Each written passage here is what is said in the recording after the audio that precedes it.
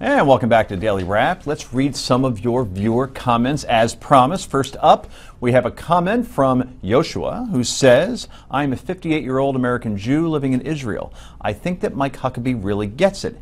If you would step outside the USA and live in a target zone like Israel, you would realize how much of a threat Iran is. Rick, who would know better? I think he's missing the point. I don't think anybody's taking any issue with Mike Huckabee's point of view about this deal. They're taking issue with the wording he chose. And by the way, the Israeli ambassador is right there with those of us who think that he really made a terrible choice of words. What did Netanyahu say about this? I never got a comment from him. He hasn't weighed in. Ron Dermer has. The ambassador. Right, we read that a couple nights ago. No? I actually got some heat for saying that this was, in America, a hyperbolic and very unhelpful statement, but my outrage wasn't sufficiently outragey.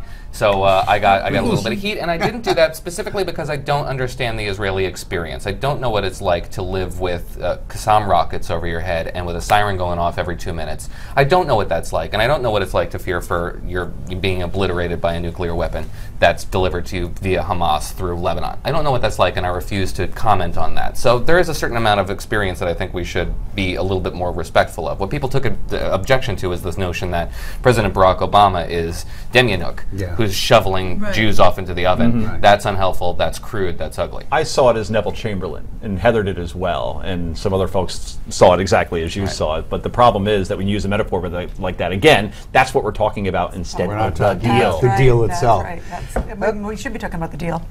Well, we probably will soon. I'm just guessing. But next, we have a comment from Kenneth who says, Hillary is a long-time, documented serial liar. Nothing she says or does will change that truth.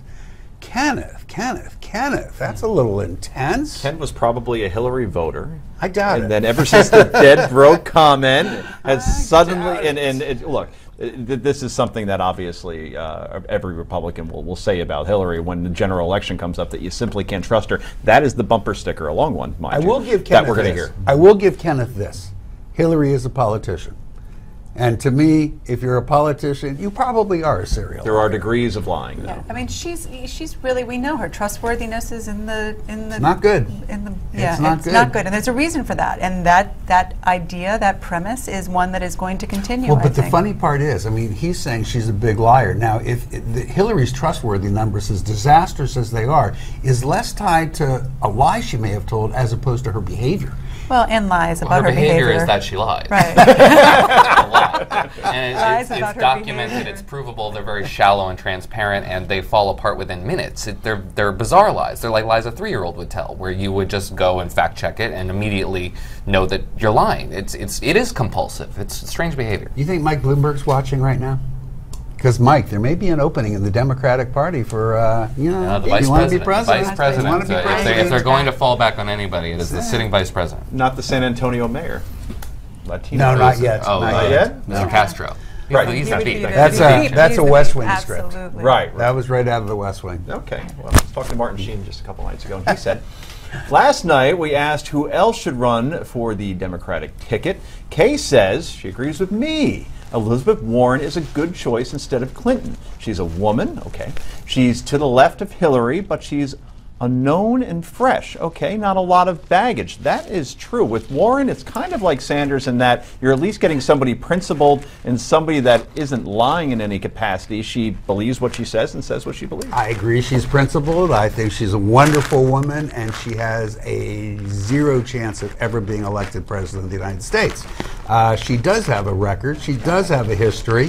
I may not find it to be troublesome, but I think you will. All right, not president, but could she get the nomination? That's the question. It depends how badly Hillary self-destructs and who else steps in. If nobody were to step in, yeah, she could as a whatever you want to call it vote, but she won't be the spoiler president. vote. Yeah. Okay, Heather? I agree with that, and I think she does have some baggage, especially if you're from Massachusetts. There's a lot of people there who do not like her one bit. I'm not necessarily sure that she can arrest. I mean, she would probably take Bernie's momentum at this point, but people are starting to get attached to Bernie Sanders. So I don't know if you can just take that away in a whim. Very good. Rick? So finally, Will says, I keep hearing how upset people get over Planned Parenthood staff having lunch or eating a meal while discussing procedures. I assume that none of these people have doctors as family members or close friends. Procedures are often discussed over a meal. He's right about that. I mean, I know that it doesn't make it any less disturbing to people who are offended by these tapes, but it is true. Doctors do talk about this differently than the rest of us. Yeah, absolutely. I mean, I deal with doctors all the time, and I'm surprised sometimes by the way that they do, but I think it's a little bit different when you're talking about abortion and what they're supposed to be doing versus what it is that they're saying that they're doing on these tapes. Right. Very good.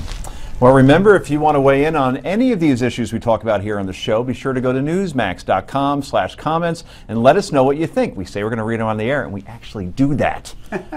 Anyway, we might even read your comment on the air, as I just said. Anyway, up next, it's time for Yay or Nay. This is the Daily Wrap on a very hot night here in New York City.